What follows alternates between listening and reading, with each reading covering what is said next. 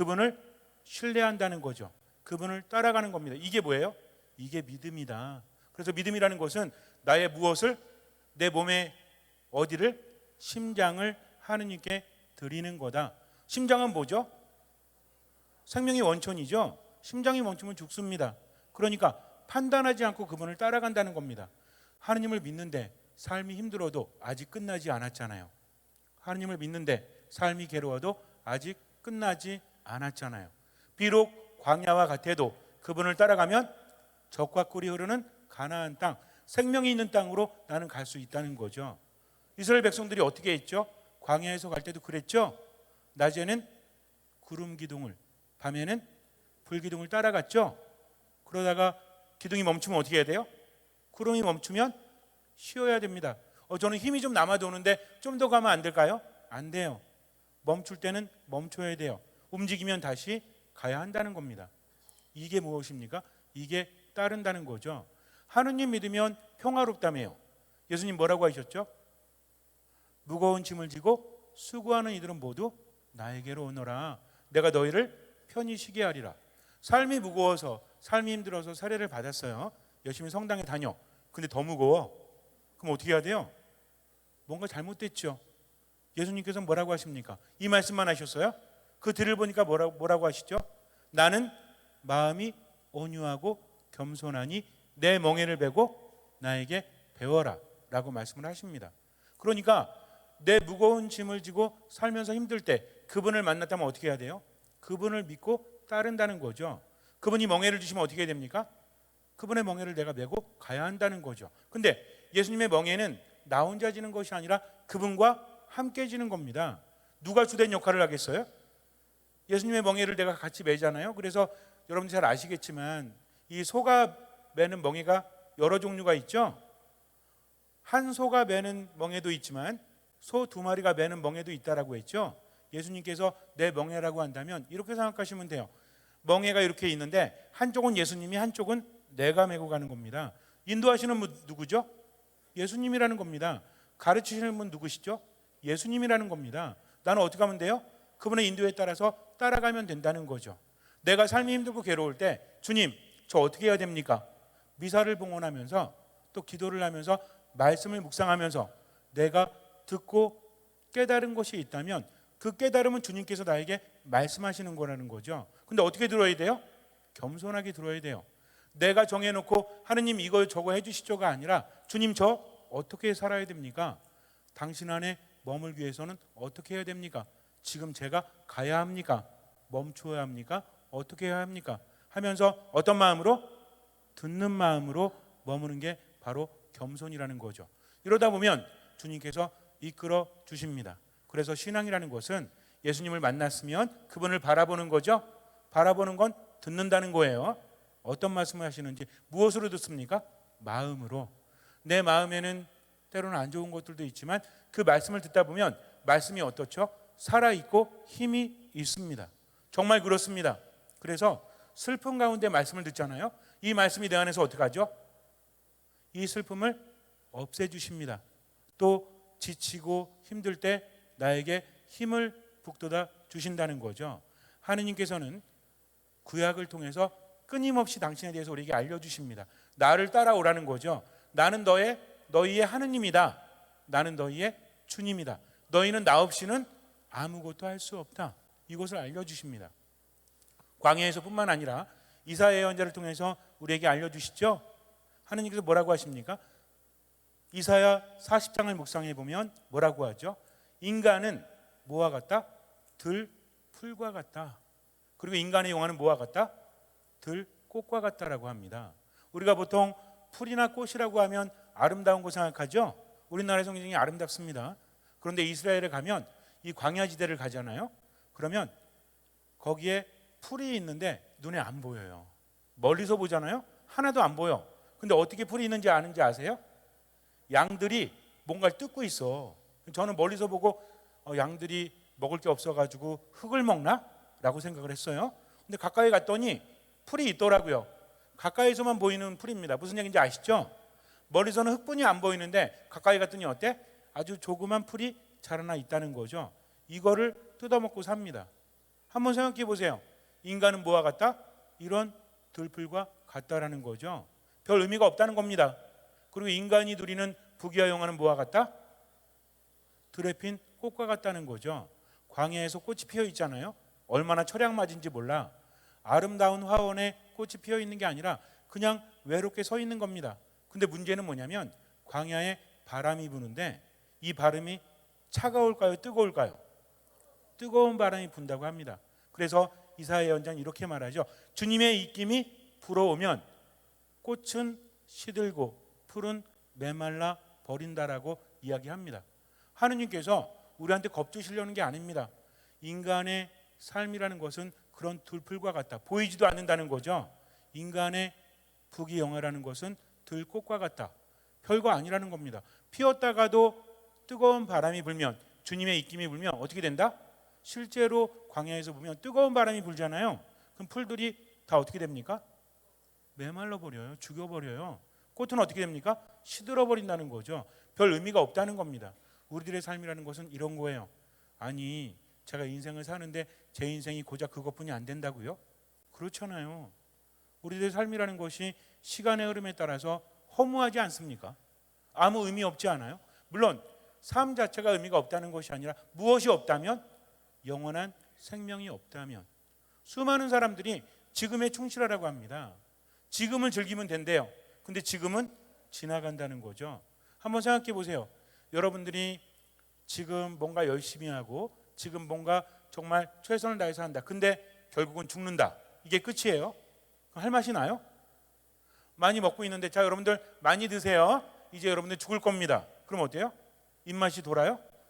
입맛이 돌지 않습니다. 코만도스라고 들어보셨어요? 이스라엘 사람들, 유대인들이 뭘 받았죠? 박해를 받죠. 그래서 뭐 히틀러가 엄청나게 박해하지 않습니까? 유대인들을 데려다가 어디다 넣었죠? 가스실에 넣어가지고 다 죽여버렸잖아요. 그러니까 사람들이 이제 먼 길을 이렇게 와가지고 이제 뭐 굉장히 고생하면서 왔습니다. 기차를 타고 이렇게 왔어요. 그러면은 샤워도 못하고 씻지 못해가지고 몸이 막 이렇게 찌뿌둥하고 그러잖아요. 그러니까 뭐라고 하냐면 이 사람들을 가스실에 넣는데 뭐라고 그러냐면 이제 여러분들 먼 길을 걸어왔으니까 샤워할 거예요. 그러니까 모두 옷을 벗어놓고 들어가세요라고 말합니다. 그럼 남자 여자 나눠가지고 다 옷 벗고 이제 뭐 한다? 샤워한다라고 합니다. 근데 뭐가 쏟아져? 가스가 쏟아지는 겁니다. 진짜 샤워가 아니라. 그러니까 어떻게 돼요? 죽는 거죠. 근데 더욱더 기가 막힌 것은 그 사람들이 죽잖아요. 이걸 누가 치우는지 아세요? 유대인들이 치웁니다. 그 중에 뽑은 거죠. 그러면서 너희들이 이 시신을 처리하면 너희들에게 맛있는 음식과 쾌적한 방을 주겠다. 이렇게 말합니다. 이 사람들이요. 어차피 자기들도 죽잖아요. 가스실에 들어가서. 그러니까 살려준다고 하니까 어쩔 수 없이 하는 겁니다. 근데 한번 생각해 보세요. 동포들의 시신을 치우면서 아무리 맛난 음식을 먹고 아무리 쾌적한 곳에서 잠을 잔다고 할지라도 정신이 온전하겠습니까? 온전할 수 없죠. 오늘 살았지만 얼마나 공포와 불안이 그들을 괴롭히겠어요. 근데 더욱더 중요한 것은 이 사람들도 6개월 후에는 가스실에 들어가요. 이걸 안다고 합니다. 이 사람들을 코만도스라고 불렀대요. 그래서 내가 지금 이렇게 살고 있지만 결국 6개월 후에 나는 어떻게 된다? 죽는다는 거죠. 그럼 6개월 후에 죽으니까 6개월 전까지 안 죽으니까 먹고 마시고 즐기자 될 것 같아요? 그렇지 않습니다. 인간은요, 지금이 아무리 즐거워도 나에게 희망이 없다면, 절망이 남아 있다면 지금을 즐길 수 없다는 거죠. 우리들의 인생도 마찬가지죠. 아무리 돈이 많으면 뭐합니까? 아무리 건강하면 뭐합니까? 우리는 돈이 많기를 바라고 건강하기를 바라고 내가 하는 일들이 잘 되기를 바라요. 나쁘다고 말할 수 없습니다. 근데 시간이 지나가면 어떤 의미가 있어요? 결국에는 아무런 의미가 없다라는 거죠. 그러니 뭘 해도 죽는다로 끝나면 우리 희망이 있는 겁니까? 없는 겁니까? 희망이 없다는 거죠. 그러나 우리에게는 죽음이 끝이 아니죠. 무엇입니까? 새로운 삶으로 옮아가는 거죠. 세상에서의 삶이 끝나면 하늘에 영원한 거처가 마련된다는 것을 믿기 때문에 지금을 살아갈 수 있는 겁니다. 하느님의 관심은 여기 있다는 거죠. 물론 어떤 분들이 이렇게 말할지 몰라요. 아니 그래도 세상을 살면서 좀 행복하면 안 됩니까? 아프지 않고 돈도 좀 있고 하는 일도 잘 되면 안 됩니까? 라고 말해요.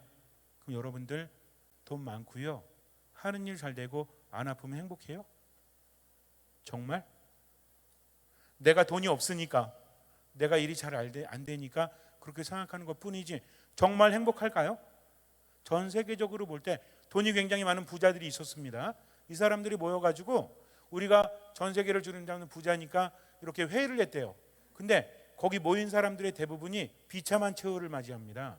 자살이 많았고요, 나중에는 삶의 행복을 느끼지 못하니까 처참하게 비참하게 죽어갔다라는 거죠. 행복은 어디로 느끼죠? 눈으로 느껴요? 귀로 느껴요? 그럼 팔로 느껴요? 그러면은 마음으로 느끼죠. 행복이라는 것은 눈에 보이는 거로 느낍니까? 눈에 보이지 않는 거로 느낍니까? 여러분들 마음은 어디 있죠? 우리 안쪽에 어디? 허파로 느껴요? 그럼 위? 심장으로 느껴요? 정말? 행복할 때? 내 심장이 행복할 때 발랑발랑 되고 또 심장이 기쁠 때 벌렁벌렁 됩니까? 정말 그래요? 마음으로 느낀다는 거죠. 물론 우리가 감정을 좀 안에 있는 내장기관에 비유하기도 합니다. 실제로 그렇대요. 스트레스 받으면 위가 안 좋아지거나 이런 것도 있지만 마음이잖아요. 눈에 보이는 겁니까? 보이지 않는 겁니까? 눈에 보이지 않는다는 거죠. 물론 눈에 보이는 것도 중요합니다. 그러나 눈에 보이는 것을 얻는다고 할지라도 행복은 어디서 느껴지는 거다? 마음으로 느껴지는 거죠. 정말 행복한 분이 있었죠? 누구십니까? 여러분들이 알고 계신 분 중에 행복한 분이 있죠? 누가 행복해요? 우리 어머니 계신 어머니 누구십니까? 성모님 행복하시잖아요. 근데 믿음의 눈으로 보니까 행복한 거죠. 만약에 믿음으로 보지 않으면 성모님은 어떤 분이에요? 참 팔자 한번 기구한 분이죠, 그죠? 그렇잖아요. 미혼모에다가 결혼해서 가난하게 살았죠. 정말 찢어지게 가난했습니다. 그런데 어떻게 됩니까? 남편 먼저 가죠. 또 누구 가요? 아들도 가요. 하나뿐인 아들. 과부에다가 홀로 남겨집니다. 예수님 시대의 기준으로 본다면 이런 여인은 행복한 여인이 아니라 정말 불행한 여인이라는 거죠. 근데 우리는 성모님께 뭐라고 합니까? 불행하신 분? 뭐라고 하죠? 행복하신 분. 그럼 성모님 행복한 이유가 있죠. 뭐가 행복? 1번 돈이 많아서? 2번 남편이 잘생겨서? 아니면 아들의 효도를 받아서? 아닙니다. 성모님이 행복한 이유는 두 가지입니다. 하나는 무엇입니까? 주님께서 함께 하셨기 때문에 그래요. 두 번째는 무엇입니까? 주님의 말씀이 이루어지라고 믿으셨기 때문에 그래요. 이 두 가지가 행복의 조건입니다. 이 두 가지가 믿음에서 나오는 행복의 조건이라는 거죠. 첫 번째 무엇이었죠? 주님께서 함께 하시기 때문에 그래요. 두 번째 뭐라고 그랬죠? 그분의 말씀이 이루어지라고 믿었기 때문이다. 우리도 행복하기 위해서는 이 두 가지 조건이 채워져야 되는데 하느님께서는 우리를 어떻게 사랑하신다고 했죠? 나 자신보다 더 사랑하십니다. 1번은요 거저먹는 거예요. 자, 2번이 문제죠. 2번은 무엇입니까? 그분의 말씀이 이루어진다라고 내가 믿는 것. 예수님 뭐라고 하셨죠? 무거운 짐을 지고 수고하는 이들 모두 내게로 오너라. 내가 너희를 편히 쉬게 하리라. 나는 너희에게 생명을 줄 것이다. 영원한 생명, 그리고 너희에게 세속적인 기쁨도 많이 줄 것이다 라고 말씀하십니다. 이걸 우리는 어떻게 해야 돼요? 믿어야 돼요. 그리고 어떻게 해야 돼요? 지금을 살아가면 돼요. 믿음을 뒀으니 이것저것 생각하지 않습니다. 때로는 분심에 사로잡히기도 하지만 그래도 그분을 믿고 따라가는 거죠. 그분은 나를 어디로 이끄십니까? 생명으로, 행복으로 이끄신다는 거죠. 두 가지 기억하세요. 행복하기 위한 조건이 무엇이다? 하느님께서 함께 하시는 것. 두 번째는 무엇이다? 그분의 말씀이 이루어진다라고 믿는 것이라는 거죠. 요거 믿고 이제 우리는 살아가면 됩니다. 지금 여러분들도 아마 온갖 걱정거리가 있을 거예요. 몸이 아파서, 집안일이 안 돼서, 또 여러 가지 나를 근심스럽게 하는 일들이 있죠. 그래도 이 순간만큼은 어떻게 하면 돼요? 그분께 맡겼죠. 그러니까 어떻게 하면 돼? 그분을 바라보고 나를 너무나 사랑하신 그분께서 나에게 행복을 주신다.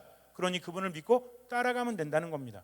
아까도 말씀드렸지만 예수님 만났어요. 그분을 바라봤어요. 이제 중요한 것은 그분을 내가 이끄는 것이 아니라 그분을 따라간다는 겁니다. 구약부터 하느님께서는 끊임없이 이끄셨죠. 우리에게 알라고 하십니다. 너희들이 지금 기뻐도, 너희들이 지금 행복해도 다 지나간다. 아무 의미 없다는 거죠. 그래서 인간의 삶이라는 것은 들풀에 지나지 않고 인간의 부귀영화라는 것은 들꽃에 지나지 않는다. 그러나 무엇은 영원히 서 있다? 하느님의 말씀은 영원히 서 있다는 거죠. 우리가 추구해야 될 것은 무엇입니까? 하느님의 말씀이라는 거죠. 그 안에 머무는 겁니다. 그러면 우린 주님과 함께하기 때문에 행복하죠. 말씀을 들어서 그것을 믿고 살아가니까 우리 행복할 수 있다는 겁니다. 즉 하느님께서는 인간을 어디로 이끄세요? 행복으로 이끄십니다. 하느님께서는 인간을 삶으로, 생명으로 이끄신다는 거죠. 우리들의 삶이 정말 힘든 건 뭐예요? 어려움이 있기 때문에? 물론 그렇죠. 괴로움이 있기 때문에? 물론 그렇습니다. 문제는 뭐냐면 어려움과 괴로움 앞에서 생명력이 뚝뚝 떨어지기 때문에 그래요. 피곤해서 그래요. 지쳐서 그래요. 삶에 지치고 피곤하니까 기력이 없으니까 어때요? 힘들 수밖에 없죠. 그럼 어떻게 해야 됩니까? 이 기력을 보충하면 되죠. 또 이 피곤을 풀면 되죠. 근데 몸의 피곤이나 기력이야 뭐 약으로 풀고 잠을 잔다고 쳐요. 근데 정말 중요한 건 뭐라고 했죠? 마음의 의지가 꺾여지면 아무리 몸이 건강해도 우린 제대로 살아갈 수 없다는 거죠. 마음이 피곤합니다. 마음이 힘들어요. 얼마나 힘들어요. 살면서 사랑받지 못해서 슬퍼서 괴로워서 사람들에게 상처받아서 또 내 삶이 나아지지 않으니까 우리는 얼마나 지치고 힘듭니까? 그래서 힘을 청하는데 이 힘을 어디서 얻죠? 이사야 연자는 말하고 있죠. 젊은이도 지칩니다. 청년들도 비틀거리죠. 그러나 어떤 사람은 지치지 않는다? 어떤 사람은 피곤하지 않는다? 하느님께 바라는 사람. 왜? 하느님이 지치지 않는 분이기 때문에 그래요. 하느님은 피곤한 줄 모르시기 때문에 그래요. 하느님은 무엇이다? 생명력이 넘치는 분이다. 그분은 어떤 분입니까? 그분은 힘이 떨어진 이에게 힘을 주시고 치유하시고 기력을 불어넣어 주신다는 거죠. 그러면서 뭐라고 하십니까? 나에게 오라는 거죠. 너희들이 추구하는 것들은 아무 의미 없다. 그러나 내 안에 머물면 그것도 은총이 된다는 겁니다. 우리가 세상을 살아가면서 세상을 즐기면 돼요, 안 돼요? 안 돼요? 돼요, 괜찮아요. 근데 중요한 건 세상만 즐기면 돼요, 안 돼요? 안 된다니까요. 눈에 보이는 것은 채워질지 모르겠지만 내 마음이, 내 영혼이 채워지지 않기 때문입니다. 가장 중요한 것은 무엇이다? 하느님 안에 머무는 거다. 그럼 나머지도 뭐가 된다? 은총이요, 나머지도 나에게 축복이 된다는 거죠. 그러니까 하느님 안에서 힘을 얻고 이 힘으로 살아가야만 우리가 지치지 않아요. 피곤하지 않습니다. 여러분도 한번 생각해 보세요. 지금도 굉장히 지방에서 오셔가지고 하루 종일 일하셔가지고 피곤하신 분 있죠? 말씀을 들으려고 하는데 어때? 자꾸만 고개가 떨어지죠. 우리 너무 힘들면 어때? 맛있는 거 앞에 있어도 어때요? 기력이 있어야 먹지. 어떤 기력? 숟가락을 들 기력이 있어야 먹죠. 그렇지 않습니까? 그러니까 정말 중요한 것은 기력이 떨어지면 안 되고 피곤하면 안 된다는 거죠. 우리 마음에 영혼의 기력을 채워주시고 피곤한 것을 회복시켜 주시는 분은 누구시다? 하느님이시다. 그러니까 하느님은 뭐라고 하십니까? 내 안에 머물러라, 나에게 돌아오라고 하십니다. 예수님도 그러시죠? 예수님도 뭐라고 하십니까? 너희는 내 안에 머물기만 하라. 나는 포도나무의 너희는 가지다. 가지가 나무를 떠나서 살 수 없듯이 너희도 나를 떠나면 안 된다. 내 안에 머물러야만 열매를 맺는다라고 하십니다. 그러니까 구약부터 신약까지 하느님께서는, 그리고 인간이 되신 하느님이신 예수님께서는 끊임없이 뭐라고 하십니까? 내 안에 머물라는 거죠. 어떤 사람이 하느님 안에 머물죠? 믿음이 있는 사람. 믿음 있는 사람 어떤 사람이라고 했죠? 예수님을 만나서 그분을 바라보고, 세 번째 중요하죠? 그분을 따라가는 사람. 이런 사람이 겸손한 믿음이 있는 사람이에요. 자, 신약을 보니까 또 예수님께 인도하는 뭐가 생겨났어요. 구약에서는 하느님께서 예언자들을 시켜서 당신께 이끄셨죠. 신약 예언자가 구체적으로 하느님께서 세상에 오셨습니다. 인간이 너무 안 와. 하느님께서 내 안에 돌아야만 행복할 수 있다라고 하셨는데 인간이 너무 제멋대로야. 그런데 하느님께서는 우리를 포기할 수 있으세요, 없으세요? 포기할 수 없으십니다. 그러니까 어떻게 했죠? 예수님 말씀 기가 막히죠? 내가 하느님 나라 가야 되는데 하느님 나라가 우리에게 왔대요. 기가 막히지 않습니까? 하느님 나라가 너희에게 가까이 있다. 무슨 얘기예요? 내가 차를 타고 가야 되는데 내가 안 나가니까 차가 안방까지 온 거야. 이제 어떻게 하면 돼요? 그 차에 타면 된다는 거죠. 왜 그렇습니까? 하나님 나라에 머물지 않으면 우린 불행해지기 때문에 그래요. 우리는 죽기 때문에 그래요. 그래서 하나님 나라가 다가오는데 아주 재미있는 일이 발생을 합니다. 동방에서도 예수님의 탄생을 보고 사람들이 오는데, 이거 알고 오는데 뭘 따라오죠? 별을 따라오는 거예요. 그래서 하느님께 가는 것은 뭘 따라가면 된다? 별 따라가면 돼요. 별 볼 일이 있어야 된다는 거죠. 근데 동방 박사는 별을 보고 왔다고 합니다. 근데 실제로 어떤 사람들이, 그 과학자들이 연구를 했대요. 그랬더니 예수님이 태어나실 그 즈음에 아주 유난히 빛나는 별이 있었다고 합니다. 목성, 토성 이렇게 말하는데 두 개의 별이 합쳐지는 순간이 있대요. 이게 몇 번에 걸쳐서 나타났다는 거죠. 물론 그걸 보고 왔는지 안 하는지 몰라요. 근데 그렇다고 할지라도 하늘에 별이 한두 개입니까? 여러분들 혹시 밤하늘에 별 하나만 뜬 거 보셨어요? 이런 거 본 사람은 좀 저하고 깊은 상담을 좀 하셔야 돼요. 별이 뜬다는 것은 나머지 별도 있다는 거죠. 그럼 별자리 중에서도 여러분들 뭐 무슨 자리 있죠? 북두칠성이 있고 무슨 뭐 북극성이 있고 뭐 정갈자리 있고 이런 거 있잖아요. 이거 어떤 사람만 보죠? 아는 사람만 본다는 겁니다. 잘 모르면 아무리 정갈자리라고 해도 뭐가 뭔지 하나도 몰라요. 그러니까 아는 사람만이 볼 수 있다는 거죠. 예수님께 인도했던 별이 실제로 나타나서 그 별만 있었다면 모두가 봤을 거예요. 하지만 모두가 보지 못했습니다. 누가 봤죠? 동방박사 세 사람, 삼왕이라고 하죠. 누구예요? 발타샬, 또 누구요? 멜키올, 그리고 어머나 세상에, 몰라도 돼요. 누굽니까? 아는 분 한 분도 없어요? 카스발, 발타샬, 멜키올, 카스발. 물론 뭐 중요한 거 아닙니다. 세 분이 있다는 것만 알면 되죠. 근데 이분들이 평상시에 어떻게 했죠? 기다렸잖아요. 메시아로 태어나실 분이 온다는 것을 알고 평생 기다리지 않았습니까? 그러니까 보인 거죠. 즉 주님을 기다린 사람만이 그 별을 볼 수 있다는 겁니다. 여러분들 행복하길 바라십니까? 별로 안 바라시나 봐요. 행복하길 바라세요? 기쁘길 바라십니까? 치유되기를 바라십니까? 하느님께 위로받기를 바라십니까? 하느님께 힘을 받기를 바라십니까? 그럼 어떻게 해야 돼요? 기다려야 돼요. 기다린다는 게 뭐죠? 기다린다는 것은 그분을 만나기 위해서, 그분을 바라보기 위해서, 그분을 따라가기 위해서 준비하고 있는 겁니다. 늘 귀를 열고 어떤 마음으로? 듣는 마음으로 머문다는 거죠. 소경이 예리고에 있던 소경이 예수님이 지나가신다고 했을 때 그걸 듣죠. 저기 예수님 지나간다고 하니까 이 사람은 믿을 게 기쁜이 없어요. 그러니까 어떻게 합니까? 구걸하다 말고, 구걸은 뭐예요? 내가 먹고 살 꼴이죠. 근데 구걸하다 말고 예수님 지나가신다니까 뭐해? 구걸 다 집어치고 뭐라고 합니까? 다윗의 자손이시여 저에게 자비를 베풀어 주십시오. 근데 사람들이 뭐라고 합니까? 조용히 하라고 하죠.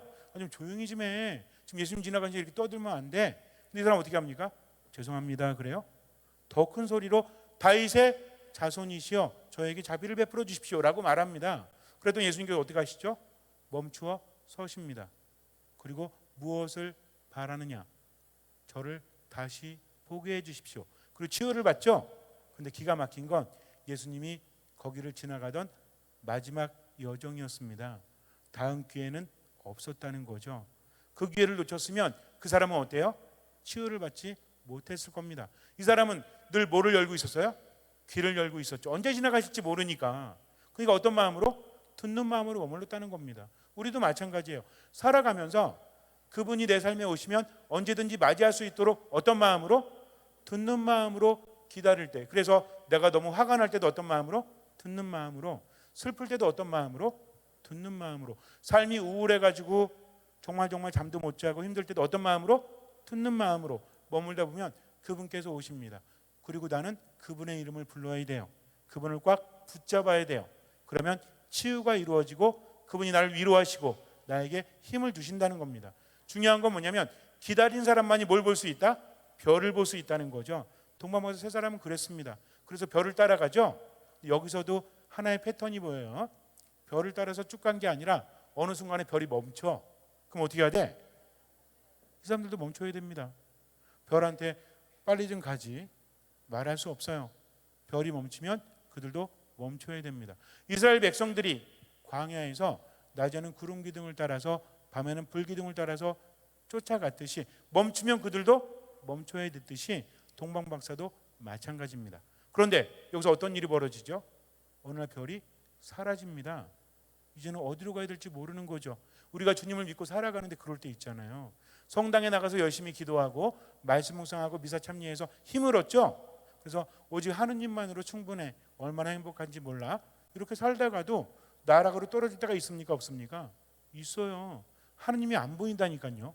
예전에 기쁨에 가득 차서 하느님 찬미하면서 아무리 힘들어도 이겨냈는데 이제는 하느님을 느끼지 못합니다. 이럴 때가 온다니까요. 하느님께서 옆에 계시지 않아서가 아닙니다. 여러분들 밤하늘의 별이 안 보일 때는 별이 다 어디 갔어요? 집에 갔어? 밤에 또 나타나?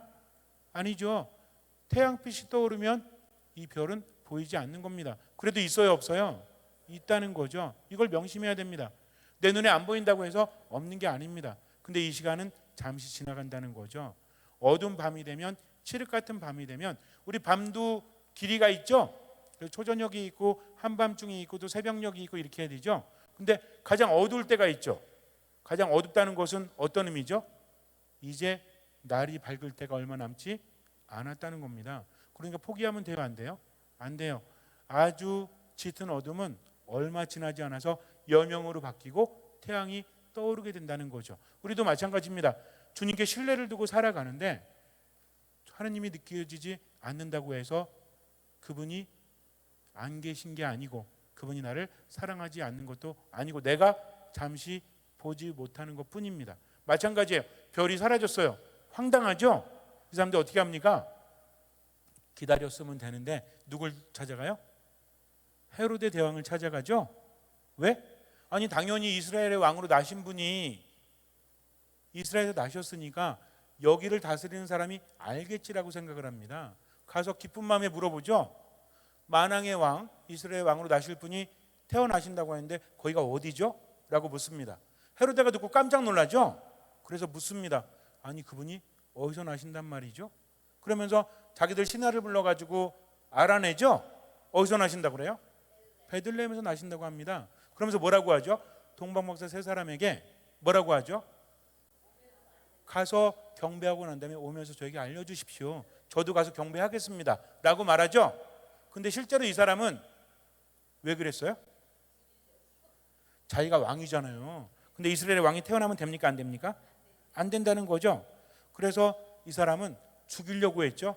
그러나 인간의 뜻은 하느님 앞에서는 무력할 수밖에 없어요. 그는 죽이려고 하지만 하느님께서는 때가 되니까 어떻게 합니까? 그들 꿈에 천사를 보내셔서 헤로데에게 돌아가지 말라고 하죠. 하느님께서는요 이런 타이밍이십니다.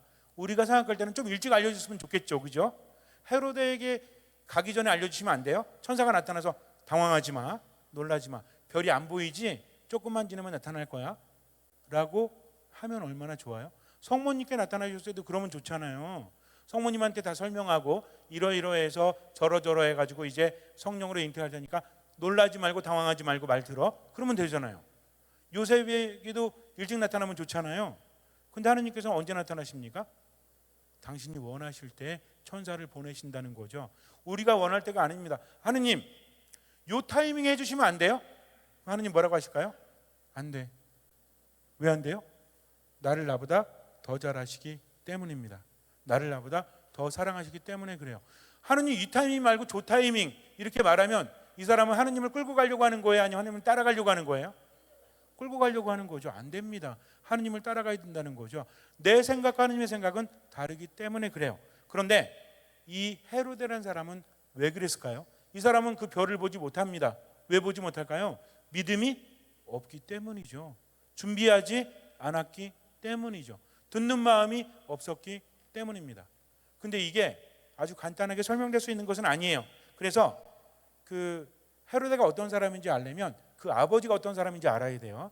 안티파트로스라고 하는데 이 사람은 이두메아 출신입니다. 그러니까 이스라엘 백성이 아니었다는 거죠. 근데 이 사람은 어릴 때부터 재물에 밝았어요. 돈을 엄청나게 모읍니다. 그리고 인맥이 너무나 좋았어요. 그래서 자기 부인도 아바테아 왕국이라는 곳이 있었는데 여기에 공주를 부인으로 맞아들입니다. 그러니까 돈만 있었던 게 아니라 권력도 있었다는 거죠. 그리고 당시에는 로마가 이 팔레스티나 지역을 지배하고 있었죠. 이스라엘을 지배하고 있었습니다. 그러다 보니까 로마 사람들에게 딱 붙어가지고 아주 인맥을 넓혀갑니다. 그러면서 자기의 능력을 보여줘요. 그래가지고 이제 어떤 일이 발생을 했냐면 기원 전 63년경에 폼페이우스라는 그런 장군이 이스라엘에 옵니다. 이 사람이 로마 황제의 아주 사랑을 받던 사람이에요. 실세라는 사람입니다. 근데 이 이스라엘 지역에 그리스 사람들이 남아 있었어요. 로마가 지배를 하긴 했지만 그 전에 지배했던 그리스 사람들이 남아 있다는 거죠. 이거 몰아내야 되잖아요. 그러려면은 폼페이우스 혼자 할 수 있는 게 아니라 그 지역에 사는 사람의 도움을 받아야 되죠. 현지인의 도움을 받아야 됩니다. 그때 바로 헤로데의 아버지가 나서게 돼요. 내가 돈도 있습니다. 그리고 인맥도 넓습니다. 그러니 제가 로마에 충성하겠습니다. 라고 이제 줄을 잡아요. 폼페이우스도 받아들이죠. 그에게 로마 시민권을 줍니다. 그리고 그를 도와줘요. 그래가지고 다 몰아내게 돼요. 그러니까 폼페이우스의 공적이 올라가죠. 한번 생각해 보세요. 황제가 볼 때는 다 정리했잖아. 이스라엘 지역을 다 정리했죠. 그러니까 이뻐요, 안 이뻐요? 이쁘죠. 그래가지고 이 사람을 사랑합니다. 그 덕에 헤로데의 아버지도 어떻게 해요? 로마의 시민권을 얻고 로마 황제의 총애를 받게 돼요. 그래서 어떤 사람이 되냐면 유다 총독이 됩니다. 유다 지방을 다스렸다는 거죠. 그러면서 이제 이 아버지의 권력이 아들에게도 넘어갑니다. 그때 나타났던 사람이 헤로데 대왕이라고 불리던 그 사람인데 이 사람이 이제 그 아들 셋 중에 두 번째였어요. 그래서 이제 헤로데의 아버지가 자기가 유다 지방을 다스리면서 이제 아들들을 훈련시켜야 될 거 아니에요. 큰 아들한테는 예루살렘을 맡깁니다. 그리고 두 번째 아들이었던 이 헤로데 대왕이라고 불리는 이 사람한테는 갈리아 지방을 맡겨요. 그리고 나서 이제 보는 거죠. 보통 왕이 이제 그 자기 아들들을 이렇게 후계자로 세울 때 어떤 아들을 후계자로 세우죠? 물론 장자로 세우기도 하지만 어떤 아들? 똑똑한 아들, 그리고 뭔가 힘이 있는 아들을 세우지 않습니까? 가만히 보니까 형은 뭐냐면 선비 스타일이었어. 이렇게 조용하게 이렇게 사근사근하면서 이렇게 하는 사람이었고, 둘째는 뭐냐면 수도가 아닌 갈릴리아를 다스리면서 거기는 산적들을 소탕합니다. 그리고 굉장한 용맹한 사람이었대요. 그래서 요세푸스가 쓴 유대 전쟁사를 보면 우리 보통 헤로데 대왕 그러면 어떤 사람을 떠올리죠? 폭군이었다. 왜? 예수님을 찾지 못하니까 어떻게 합니까? 2살 이하의 남자아이들을 모조리 죽여버리잖아요. 그러니까 되게 못된 사람으로 기억을 하지만 거기에 기록된 건 뭐냐면 일단 잘생겼대요. 그리고 활도 엄청나게 잘 쏘고 말도 잘 탔다고 합니다. 이 사람이 능력이 굉장히 뛰어났대요. 그래서 보기만 해도 친화력이 있는 사람이었대요. 잘생겼는데 매력도 있어. 그럼 얼마나 좋아요? 우리 자매님들은 잘생기고 매력 있는 사람이 좋아요? 못생기고 매력 없는 사람이 좋아요? 그걸 질문이라고 하고 있죠. 그죠? 그러니까 정말 대단했던 사람이에요. 훈남이었지, 훈남. 그리고 이 통도 컸대요. 머리도 굉장히 좋았다고 합니다. 그러니까 아버지가 볼 때는 어때? 마음에 드는 거죠. 그런데 여기서 어떤 일이 발생을 하냐면 이제 폼페우스라는 장군이 있었는데 이 아버지가 거기 가서 붙었잖아요. 근데 이 사람이 황제 후보였습니다. 여기서 나타났던 사람이 카이사르예요. 이 둘이랑 경쟁을 한 거야. 근데 폼페우스가 이겼어요? 아니면 카이사르가 이겼어요? 카이사르가 이겼잖아요. 시저라는 사람이. 그러니까 이 아버지가 어떻게 하냐면 갈아타. 딱 보니까 폼페우스를 통해서 내가 로마 시민권을 얻었지만 가만히 보니까 어때? 카이사르가 더 세거든. 근데 둘 중에 하나가 왕이 되면 하나는 어떻게 되는 거죠? 죽는 거죠. 이쪽으로 싹 갈아탑니다. 그리고 충성 맹세를 해요. 그래서 거기에서 이제 이 사람이 황제가 되니까 갑자기 어때? 이건 완전 대박이죠. 그죠? 내가 다른 사람이 황제가 돼버리니까 나도 올라가지 않습니까? 그래서 그 권력을 받은 겁니다. 그래서 이제 충성하면서 이렇게 살았죠. 근데 어떤 일이 벌어지냐면 이 시저가 카이사르가 시저죠. 이 사람이 시해를 당합니다. 그러니까 갑자기 죽어버려요. 믿고 있었던 사람이 죽었습니다. 그러다 보니까 어떤 일이 벌어지냐면 팔레스티나 지방에서 여기저기서 봉기를 하는 거야. 반란이 일어납니다. 그러니까 유대 지방을 다스렸던 이 헤로데 아버지하고 헤로데하고 형제들이 있죠. 이 사람들은 어떻게 된 거예요? 갑자기 황제가 죽고 주변에서 막 쳐들어오니까 위험하게 되죠. 이때 큰형이 죽어버려요. 그리고 이 동생도 막 항전합니다. 마사다에서. 그리고 이 헤로데는 막 쫓기다가 그러다가 이제 이집트 알렉산드리아 지방에 갑니다. 여기서 만난 여자가 있어요. 이 여자가 크레오파트라예요. 대단한 사람이죠. 크레오파트라 아시죠? 머리도 상관없어요. 어쨌든 이집트 여왕이었습니다. 대단한 사람이었습니다. 근데 이 여자가 보니까 아까 말씀드렸죠. 이 헤로데가 보니까 어때? 잘생겼어. 능력도 좋아. 그리고 되게 힘도 세요. 전쟁도 잘해. 그러니까 어때? 곁에 두고 싶은 거죠. 그래가지고 이제 옆에 있어라 그랬는데 옆에 있을 수가 없죠. 왜? 지금 우리 형은 죽고 가족들이 지금 어떻게 하고 있어요? 싸우고 있죠. 그러니까 내가 어떻게 해야 돼? 이거 안 됩니다. 그래서 가서 로마의 힘을 빌려가지고 이걸 좀 회복을 해야 돼. 그래가지고 크레오파트라한테 도움을 받아요. 그때 크레오파트라의 애인격이라고 할 수 있는 이 안토니우스라는 사람이 있습니다. 이 사람이 로마의 실세였어요. 또 그래갖고 이 사람한테 갑니다. 가서 넙죽 엎드려요. 뭐라고 그랬냐면 제가요 충성을 다할게요. 저를 좀 도와주십시오. 근데 안토니우스가 보니까 자기도 어떤 사람이야? 자기도 황제가 되려고 하면 세력이 있어야 되겠죠. 그러니까 이스라엘 지역을 다스릴 만한 어떤 후보가 있어야 되는데 딱 보니까 어때? 마음에 들어. 왜? 잘생겨서 능력이 좋거든. 가만히 보니까 친화력도 좋고 이 사람이 척 보면 알잖아요. 우리도 드라마나 이런 거 보면 옛날 사극 보면 사람이 사람을 알아보죠. 그래가지고 자기 부하로 만들지 않습니까? 이 사람도 마찬가지였어요. 헤로데를 딱 보니까 너무 마음에 드는 거야. 그래가지고 원로들에게 말을 합니다. 이 사람을 유대 왕으로 세웁시다. 그러면 우리 말을 잘 들을 겁니다. 그래가지고 유대 왕이 돼서 돌아옵니다. 돌아와가지고 하는 일이 뭐냐면 자기 동생을 구해요. 그리고 이제 예루살렘으로 진격을 합니다. 예루살렘에 이제 반군들이 모여 있었겠죠. 그래가지고 이제 주변 정리를 싹 해가지고 예루살렘까지 간 거예요. 그래가지고 이제 쳐들어가면 되는데 여기서 안 쳐들어가요. 잠깐 멈추게 하고 이 사람은 결혼하러 가요. 되게 이상한 사람이죠, 그죠? 근데 왜 결혼하러 가냐면 원래 부인이 있었습니다. 이 부인과 이혼을 해요. 그리고 딴 여자는 결혼을 해. 근데 이 여자가 누구였냐면 하스몬 왕조의 후에 공주였어요. 그러니까 무슨 얘기냐면 자기 부인은 유대인이 아니었거든요. 근데 이제 예루살렘을 내가 탈환하고 유대의 왕이 되려면 이스라엘 사람들을 다스려야 되잖아요. 이스라엘 사람들은 뭐에 민감하죠? 피해 민감하잖아, 출신에. 근데 우리 아버지가 이두메아 출신이고 나도 이두메아 출신이니까 유대인이 아니잖아요. 왕이 되면 사람들이 나를 믿고 따르겠습니까? 그렇지 않으니까 이제 정통성을 세우기 위해서 정략 결혼한 거지. 옛날에 여러분들 왕건 보셨죠? 왕건이 부인이 되게 많았죠? 왜 그랬어요? 여자를 밝혀서? 아니죠. 자꾸만 정략 결혼을 해서 세력을 넓혀가는 거죠. 마찬가지입니다. 이 사람도 가서 결혼하고 와요. 여자를 좋아해서가 아니라 내가 예루살렘에 들어가기 전에 정통성을 확보하기 위해서 그렇게 한 거예요. 그리고 들어갑니다. 그리고 이제 이스라엘을 다스리기 시작을 하는데 이 사람이 얼마나 대단한 사람이냐면 도시 정비를 합니다. 그 전에 어떤 왕도 이거를 못했는데 도시 정비를 해요. 우리 저기 분당이다 어디다 이런 데 있잖아요. 이거 좀 도시 정비를 합니다. 사람들이 잘 살았을까요? 못 살았을까요? 잘 삽니다. 항구 도시 카이사리아라는 항구 도시도 만들어요. 그리고 목욕탕도 만들고 경기장도 만들고 이런 사업을 합니다. 그리고 뭘 짓냐면 성전을 져요. 이 성전이 어떤 성전이야? 예루살렘 성전이라는 거죠. 왜 지었을까요? 그렇죠. 유대인들은 하나님을 중요하게 여기죠. 그래서 성전을 지은 왕이 누구야? 성전 지은 왕이 누구죠? 그 전에? 여러분들 갑자기 물어보니까 당황하셨나 봐요. 솔로몬이죠. 솔로몬이 하나님의 성전을 짓지 않습니까? 이것보다 더 크게 져요. 46년에 걸쳐서 지었다고 성경에 나와 있죠. 성전을 짓고 굉장히 화려하게 꾸밉니다. 근데 이 성전이요 금이 번쩍번쩍거렸대요. 그래가지고 멀리서 보면 그 화려함에 눈이 부실 정도였대요.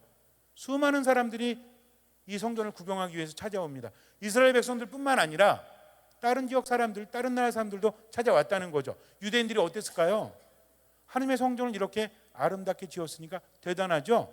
근데 헤로데가 이 사람이 전쟁을 할 때 어떤 일이 있었냐면 지역 유지들을 모아놓고 이제 음식을 나누잖아요. 그리고 밥을 다 먹고 나왔더니 집이 무너진 거야. 상서로운 일이라고 합니다. 밥 먹을 때 안 무너졌잖아요. 우리가 나오자마자 집 무너졌죠? 사람들이 어떻게 생각을 해요? 하느님께서 헤로데하고 함께 하시는구나 라고 생각을 합니다. 헤로데는 어땠어요? 이 기회를 이용하자 그래서 사람들의 민심을 얻기 위해서 수로 작업도 합니다. 물이 굉장히 중요하잖아요. 그러니까 물공사도 했다는 얘기야.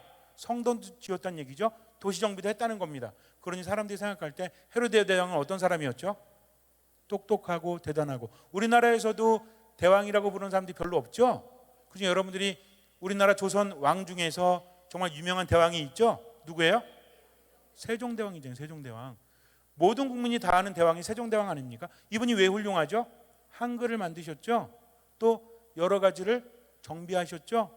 또 개발하셨죠. 그러니까 대단한 임금 아니에요? 마찬가지입니다. 헤로데를 뭐라고 부르죠? 헤로데 대왕이라고 부릅니다. 그러니까 우리가 생각할 때는 야 정말 폭군이고 못된 사람을 생각할지 모르겠지만 그때 유대인들에게 헤로데 대왕은 정말 대단했다는 거죠. 근데 문제는 뭐냐면 이 사람이 젊었을 때는 열심히 합니다. 나이가 들어가면서 이제 변하기 시작을 해요. 왜 변했냐면 불안하잖아요. 일단 나는 유대인이 아니잖아요. 그리고 어릴 때부터 어땠어요? 이리저리 권력으로 요리 갔다가 저리 갔다가 저리 갔다 요리 갔다 이렇게 했잖아요. 그러니까 어떻게 됩니까? 정말 힘들어졌죠. 또 결정적인 문제가 뭐였냐면 그 옥타비아누스라고 있었는데 이 사람이랑 이제 아까도 말했지만 여러분들 그 안토니우스라고 했죠. 안토니우스한테 가서 붙었잖아요. 그래가지고 이 사람이 어떻게 됐어요? 유다를 다스리는 왕이 됐죠. 근데 이 안토니우스하고 옥타비아누스하고 싸웁니다. 또 그런 일이 발생을 해요. 근데 헤로데는 어디 줄을 잡았죠? 안토니우스 줄을 잡았죠. 근데 이 사람이 악티움 해전에서 클레오파트라랑 져버려요. 죽어버립니다. 이제 누가 세워졌을까요? 옥타비아누스. 이 사람이 아우구스투스 황제예요. 그러니까 이거 어때? 또 줄을 놓친 거네. 이 사람이 어떻게 하냐면 왕관을 벗어놓습니다. 그리고 아우구스투스 황제를 찾아가요. 그리고 뭐라고 하냐면 당신께 충성하겠습니다. 또 그 앞에 무릎을 꿇습니다. 그러니까 옥타비아누스가 볼 때는 어때? 아우구스투스 황제가 볼 때는 어차피 유대를 다스리려면 능력 있는 사람이 필요하죠. 그래가지고 그래 너의 왕권을 강건히 지켜라 하고 이 사람을 신임합니다. 이 사람이 또 돌아왔죠. 인생을 보니까 어때? 여러분들 볼 때는 어때요? 왕이긴 왕이지만 피곤해요 안 피곤해요? 아 진짜 더럽게 피곤하잖아요 진짜. 어릴 때부터 여기 붙었다가 저기 붙었다가 능력이 아무리 좋으면 뭐해?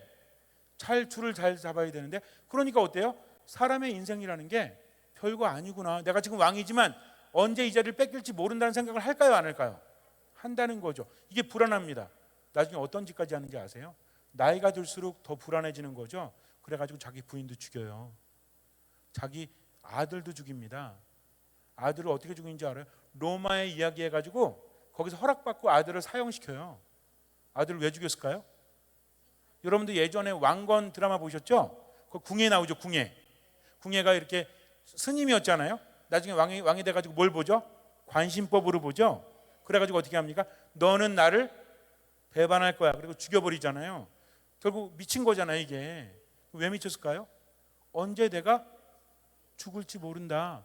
이 왕위를 지켜야 된다는 불안감 때문에 그렇습니다. 그러니까 헤로데 대왕은 뭐였냐면 결국에는 예수님께서 오셨는데 이분이 영적인 왕이요 믿음의 왕인데 자기 자리를 생각하다 보니까 자기 자리를 위협하는 왕으로 받아들이니까 어떻게 합니까? 죽이려고 했는데 이미 이전부터 이 사람은 점점 미치기 시작을 했다는 거죠. 왜? 자기의 부귀와 영화에 집착했기 때문입니다. 그러니 하느님을 알아보지 못하고 별이 보일까요? 안 보일까요? 안 보인다는 거죠. 우리도 마찬가지입니다. 우리가 헤로데와 같을까요? 다를까요? 아무도 알 수 없죠. 어릴 때부터 내가 살아오면서 받은 상처들이 나를 왜곡되게 하죠. 어떻게 보면 헤로데는 불쌍한 사람이에요. 근데 결국엔 어떻습니까? 왕권을 차지했지만 자기 부인 죽이죠. 자기 자식 죽이죠. 수많은 사람들을 죽입니다. 툭 하면 죽여버렸어요. 결국은 어떤 얘기야? 이 사람이 정신이 파괴되기 시작을 했다는 거죠. 나중에 어떻게 되는지 아십니까? 피부 가려움 때문에 고생을 해요. 그리고 이제 종기들이 나기 시작을 합니다. 내장이 썩어갔대요. 그래서 이걸 치료하지 못하고 온천에 갔다가 온천에서 죽어버렸다고 합니다. 정말 뭐와 같아요? 들풀과 같죠? 들꽃과 같죠? 그런데 거기 연연했으니 이 사람은 결국은 어땠어요? 많은 돈을 가졌지만, 많은 영화를 누렸지만 결국은 행복했다, 행복하지 않았다? 행복하지 않았다는 거죠. 여러분들은 그래도 돈 많길 바라십니까? 나 상관없어요. 나중에 뭐 죽을 때 비참하든 말든 뭔 상관이야. 지금이 중요하니까. 그러십니까? 그렇지 않다는 거죠. 인간의 마음이라는 것은 마음대로 안 돼요. 내가 마음을 조절할 수 있을 것 같죠? 그렇지 않습니다. 마음은 내 의지하고 상관없이 점점 망가져갈 수도 있다는 거죠. 근데 동방 박사는 헤로데에게 알아내지 못했지만 또 뭘 봤죠? 별을 봅니다. 그리고 그 별을 따라가죠. 우리도 뭘 봐야 된다? 별을 봐야 된다. 근데 이 별이 보일까요? 안 보일까요? 오늘 열심히 기도하면 뭐가 보일 거예요? 여기서 2박 3일 열심히 기도하면 집에 가시면 별이 보일 거예요. 그럼 어떻게 하면 돼? 그 별 따라가면 돼요. 자, 이 별은 어디로 인도하죠? 하느님께로 인도합니다. 우리에게 이 별이 있어요, 없어요? 있죠. 우리를 하느님께 인도하는 별은 무엇입니까? 하느님의 말씀이라는 거죠. 말씀은 어떻습니까? 내가 어떻게 살아가야 될지 알려줘요, 안 알려줘요? 알려줍니다. 말씀 묵상을 많이 하면 어떤 일이 생기죠? 말씀 묵상을 많이 하면 그럼 그때부터 하느님의 소리가 들리기 시작을 합니다. 야, 너 슬퍼도 슬퍼하지만 그래도 힘을 내. 나를 믿고 따라와. 너는 나 없이 아무것도 할 수 없거든. 그러니까 나에게 온전히 맡기고 너는 최선을 다해라 라고 말씀하십니다. 내가 너무나 화가 날 때도 하느님 말씀하세요. 네가 화를 내도 나아질 수 있는 것은 아무것도 없어. 네가 지금 화나지만 그래도 뭘 따라라? 내 말씀을 듣고 내 말씀을 따라라 라고 말씀하신다는 겁니다. 정말 중요한 건 뭐냐면 어떤 경우에라도 판단하지 않고 그분의 말씀을 따라갈 때 우리는 뭘 본다? 별을 본다는 거죠. 그 말씀은 우리를 어디로 인도하십니까? 하느님께로 인도하시죠. 하느님은 어떤 분이시죠? 피곤한 자에게, 지친 자에게 힘을 주시고 기력을 북돋아 주시는 분이다. 우리를 살리시고 우리를 치유하신다는 거죠. 정말 중요한 것은 그분을 따라가고 그분 안에 머물러야 한다는 겁니다. 뭘 따라서? 별을 따라서. 이 별이 무엇이다? 하느님의 말씀이라는 거죠. 하느님께서는 작은 것을 통해서 큰 일을 하십니다. 우리가 실망하고 우리가 정말 힘들 때 그분께서는 누구의 방식으로? 하느님의 방식으로 우리를 이끌어 주신다는 거죠. 우리 행복하길 바랍니다. 세 개의 나무가 있었대요. 근데 이 세 개의 나무가 정말 푸른 꿈을 지니고 열심히 잘 자라고 있었다고 합니다. 올리브 나무하고 떡갈나무하고 소나무였대요. 올리브 나무는 이런 생각을 했대요. 내가 보석 상자가 되어서 아주 진귀한 보물을 내 안에 담아야 되겠다. 그러니까 옆에 있던 떡갈나무가 뭐라고 그랬냐면 나는 바다로 갈 거야. 나중에 큰 배 일부분이 돼서 바다에 나가서 세상을 누릴 거야. 그랬더니 소나무가 뭐라고 그랬냐면 나는 산꼭대기에 우뚝 서서 하느님을 사람들에게 알릴 거야. 사람들이 내 모습을 보고 하느님을 찬미하도록 나는 푸르고 싱싱하게 자랄 거야 라고 했다고 합니다. 그러던 어느 날 목수들이 찾아와서 올리브 나무를 베었어요. 그리고 올리브 나무를 가져갑니다. 뭔가 함을 만드는데 올리브 나무는 기다렸죠. 이제 내가 칼에 깎여지고 도끼에 잘리고 이래서 보물을 담는 그런 보석함이 되겠구나 라고 했습니다. 근데 자기가 생각한 건 좀 다른 모습이에요. 뭐지 이게? 왜 이렇게 투박하지? 나중에 봤더니 웬 말구유가 되어 있는 겁니다. 보석을 담으려고 했는데 뭘 담는 거야? 말이 먹는 여물을 담는 그런 그릇이 됐다는 거죠. 실망했어요. 내가 이러려고 한 게 아닌데. 또 떡갈나무가 목수에게 잘려나갔습니다. 그래서 이제 떡갈나무는 이런 생각을 했죠. 내가 큰 배 일부가 돼서 바다를 누비면서 이제 삶을 살아야지. 근데 가만히 보니까 자기를 잘라서 만드는 걸 보니까 큰 배가 아니라 조그만 배예요. 바다에선 도저히 탈 수가 없는 거야. 그러더니 어떤 호수에 던져집니다. 아니, 나는 바다로 가길 바랬거든요. 그런데 호수를 다니는 조그만 배가 됐어요. 실망을 합니다. 소나무는 혼자 남았죠. 이제 나는 계속해서 이렇게 잘할 거야. 목수들이 나를 배워가지 않으니까. 그러다가 어느 날 번개가 칩니다. 벼락이 쳐가지고 소나무를 한 대 딱 쳤어요. 쪼개졌죠. 이제 모든 꿈이 사라졌어요. 바란 거 딴 거 아니거든요. 우뚝 서가지고 사람들에게 하느님을 전하고 싶었어요. 나를 보면서, 자연의 아름다움을 보면서 하느님 찬미하길 바랬습니다. 근데 벼락 맞은 거죠. 도대체 내가 무슨 잘못이 있다고 하느님을 세상에 알리는 게 잘못된 거란 말이냐라고 하면서 이제 삶을 포기합니다. 목수들이 와서 주워가서 땔감으로 쓰려고 그래가지고 이제 창고에 박아놨습니다. 그렇게 새 나무는 실망하고 살았는데 어느 날 올리브 나무가 추운 겨울에 이렇게 있는데 갑자기 마구간이 열리더니 한 부부가 들어와요. 그리고 아이를 낳더니 자기 안에다 넣는 겁니다. 아니, 말밥이 아니라 애가 거기 뉘어졌잖아요. 이 애가 누구예요? 예수 그리스도이십니다. 그러니까 이 올리브 나무는 어떤 보화보다도 더 존귀한 예수님을 품에 안았다는 거죠. 두 번째는 어떤 나무였죠? 떡갈나무였습니다. 바다를 달리기를 원했지만, 바다를 가르면서 그렇게 가기를 원했지만, 호수에서 머무는 조그만 배어있던 이 떡갈나무는 어느 날 어떤 한 분이 그 배에 오르게 됩니다. 제자들과 함께 고기를 잡고 그 배에서 사람들을 가르치셨어요. 이분이 누구십니까? 예수 그리스도라는 거죠. 어땠어요? 바다보다 더 큰 세상을 누구와 함께? 예수님과 함께 달리지 않았습니까? 세 번째, 소나무는 잘려진 채로 있었는데 어느 날 병사들이 오더니 뚝딱뚝딱 자르더니 십자가로 만듭니다. 아니, 십자가는 어떤 나무예요? 사람 죽이는 나무죠. 그러니까 아니, 내가 산 위에 우뚝 서가지고 하나님 참여하길 바랬는데 어떤 나무가 됐어? 사람 죽이는 나무가 됐네. 해도 너무하잖아요. 그런데 그 십자가가 누구에게 지어졌습니까? 예수 그리스도에게, 바로 하느님이신 그리스도에게 지어졌다는 거죠. 행복합니까? 행복하지 않습니까? 행복한 나무가 되었다는 거죠. 왜 그래요? 예수님과 함께했기 때문입니다. 여러분들은 어떤 행복을 바라십니까? 행복하기 위해서는 우리가 알아야 돼요. 세상을 살면서 돈이 많은 것도 좋아요. 건강한 것도 좋아요. 일이 잘 되는 것도 좋아요. 그러나 정말 중요한 것은 하느님과 함께하는 겁니다. 하느님께 우리와 함께 하시는 거죠. 당신께 이끄십니다. 무엇으로서? 별로서. 우린 별을 봐야 된다고 그랬죠? 이 별이 뭐라고 그랬죠? 말씀이라고 했습니다. 이 말씀을 따라가다 보면 하느님 안에 머물게 되고 우리는 행복할 수 있다라는 거죠. 여러분들 그 도요새라고 아십니까? 도요새? 도요새라고 있어요. 큰 뒷뿌리 도요새라는 게 있는데 얘네들이 그 새만금에 잠깐 앉는다고 하잖아요. 서해 바다에. 근데 원래 얘네들이요, 그 뉴질랜드부터 알래스카까지 날아간다고 합니다. 근데 얘네들이 날개가 한 80cm 정도 돼요. 그리고 물갈퀴가 없어요. 문제는 뭐냐면 한 번 나르면 멈출 수가 없습니다. 왜? 태평양 바다에 빠져버리기 때문에. 물갈퀴가 없으니까 한 번 내려앉으면 힘들어 죽겠네 하고 바다에 내리면 어떻게 될 것 같아요? 죽어버립니다. 얘네들은 내릴 수가 없어요. 한 번 날기 시작하면 8일 내지 10일 또는 2주까지도 나는 그런 새도 있다고 합니다. 근데 가만히 보니까 얘네들은 계속 날아야 되거든요. 이게 거의 10,000km 정도 된대요.